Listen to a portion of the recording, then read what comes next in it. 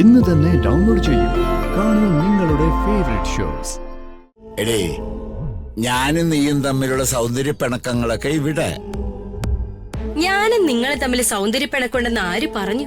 ആ, എന്നാ നമ്മൾ തമ്മിൽ വിവാഹമോചനത്തിലേക്ക് അങ്ങോട്ട് എത്തിയെന്ന് വിചാരിക്ക. പക്ഷെ രാജു നിന്റെ മകനല്ലതാവോടി.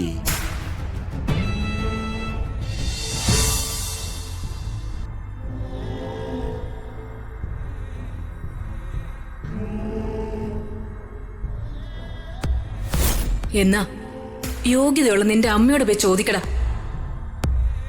മഹാദേവ വർമ്മ എന്നൊരാളുടെ പേരറിയാവോന്ന്. ആ പേര് നീ ഒന്ന് പറഞ്ഞു നോക്ക്.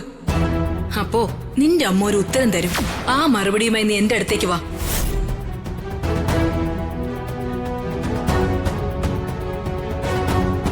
അമ്മേ,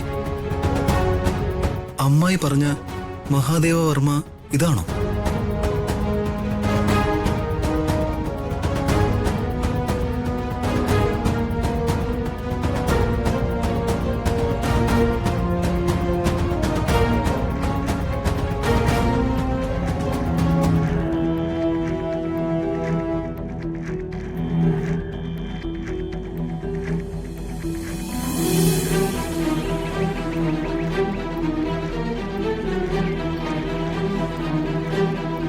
എന്താ അമ്മേ, എന്താ പ്രശ്നം?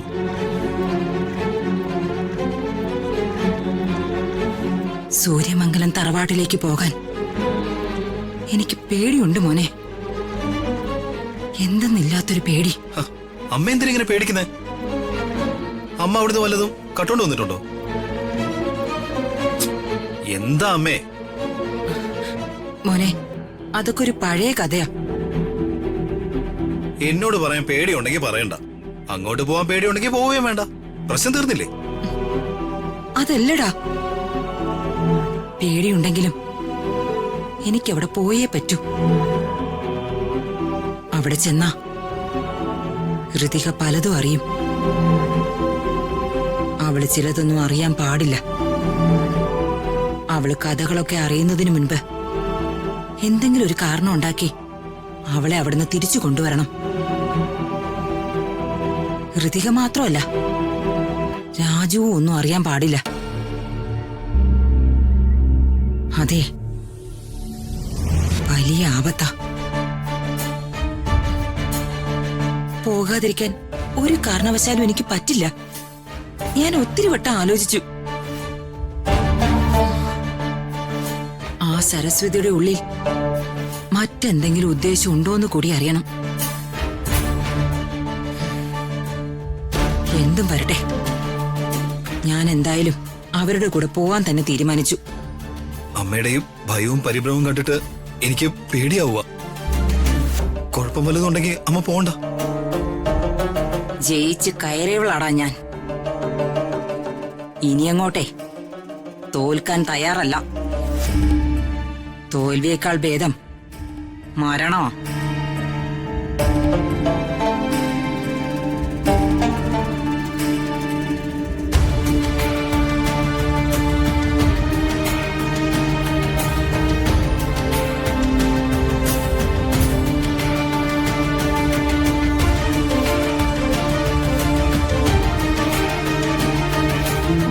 ഇനി ക്ഷണിക്കാനുള്ളത് വേണുവിനെയാ. വിളിക്കട്ടെ? അമ്മമ്മേ, വേണുങ്ങളുടെ ഫോൺ നമ്പർ വേണോ? വേണ്ട വേണ്ട, വേണുവിന്റെ ഫോൺ നമ്പർ ഒക്കെ എന്റേലുണ്ട്.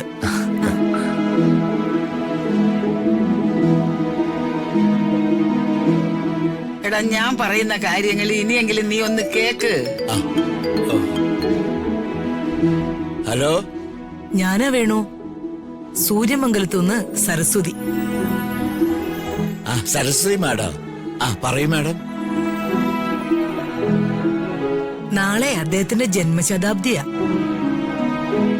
ആ, ഇവിടെ പൂജയും ചെറിയൊരു അനുസ്മരണ ചടങ്ങൊക്കെ ഉണ്ട്. സന്തോഷം മാഡം. പ്രതാപനും ശേഖരനും അംബികയും യാമിനിയും ഒക്കെ വരുന്നുണ്ട്. വേണു കുടുംബസമേതം വരണം. രാധമ്മയെ പ്രത്യേകം വിളിക്കണോ വേണു? ഹേയ്, വേണ്ട മാഡം, ഞാൻ പറഞ്ഞോളാം. ഞങ്ങള് എല്ലാരും ഒരുമിച്ച് വന്നോളാം. നിങ്ങൾക്ക് എല്ലാവർക്കും കൂടി വരാൻ വേണ്ടി ഞാൻ ഇവിടുന്ന് കാർ അയക്കാം. വരാതിരിക്കരുത്. അവര് വരും. രാധേ, രാധേ, എന്താ എന്ത് വേണം രാധമ്മയ്ക്ക്? നീ എന്തായാലും തല്ലാൻ നിൽക്കുന്ന പോലെ. വിളിച്ച കാര്യം പറയേ. ഹേയ്, രാധേ, ഏ? നാളെ സൂര്യമംഗലത്തെ മഹാദേവർമ്മ സാറിന്റെ ജന്മശതാബ്ദിയാ. അനുസ്മരണ പൂജയൊക്കെ ഉണ്ട്. പിന്നെ സരസ്വതി മാഡം എന്നെ വിളിച്ചത് നമ്മളെല്ലാരും ചെല്ലണോന്ന്. അയ്യോ അടിപൊളി. ഇവരിപ്പോഴേ പോകാൻ റെഡിയായി. ഞാൻ ഒരു സ്ഥലത്തേക്കും വരുന്നില്ല. അതൊന്നും പറഞ്ഞാൻ പറ്റില്ല. മാഡം നിന്നോട് പ്രത്യേകം പറയാൻ പറഞ്ഞു.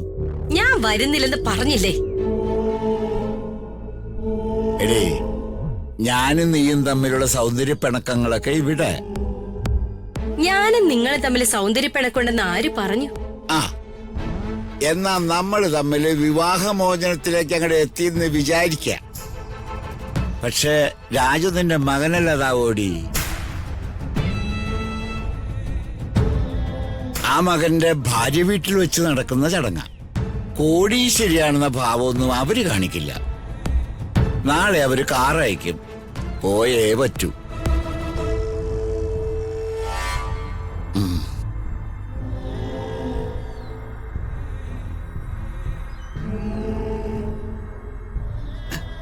എന്താ രാധമ്മ ഇത്? അല്ല, ആ കൃതികയുടെ കൊട്ടാരം നമുക്കൊന്ന് കാണാലോ. അത് കോഴിക്കൂട് പോലുള്ളതാണോ ചെതലെടുത്തതാണോ എന്ന് നമുക്കൊന്നും അറിയണ്ടേ? അല്ല, പിന്നെ ഇവിടെ എല്ലാവർക്കും പോണോന്നും ആഗ്രഹമുണ്ട്. നിങ്ങൾ എല്ലാവരും പോയാ മതി, ഞാനില്ല. അതെന്തോന്ന് വർത്താനം? അല്ലേ, മേശരിയില്ലാത്ത വാർക്കപ്പണിയോ?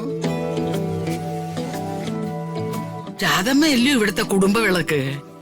കുടുംബവിളക്കിന്റെ വെട്ടമില്ലാതെ ഞങ്ങൾ എങ്ങോട്ടും ഇല്ല. കറക്കി വീഴ്ത്താൻ ഇവരെ കഴിഞ്ഞേ ഉള്ള ആള്. അല്ല, നമുക്ക് എല്ലാവർക്കും കൂടെ ഒന്ന് കറങ്ങാലോ അവരുടെ കാറില്. അങ്ങ് ഇരുന്ന് കൊടുത്താ പോരെ? അല്ല, ഇനിയിപ്പൊ വേണു ആശാനോട് പിണക്കമാണെങ്കിൽ വേണു അച്ഛന് അച്ഛൻ നിങ്ങളെ കുടിപ്പള്ളി കൊടുത്ത് പഠിപ്പിച്ചിട്ടുണ്ടോ? അല്ല, ഞാൻ പറഞ്ഞു വന്നത് അങ്ങേരോട് പിണക്കമാണെങ്കിൽ തമ്മി തമ്മി മിണ്ടണ്ട.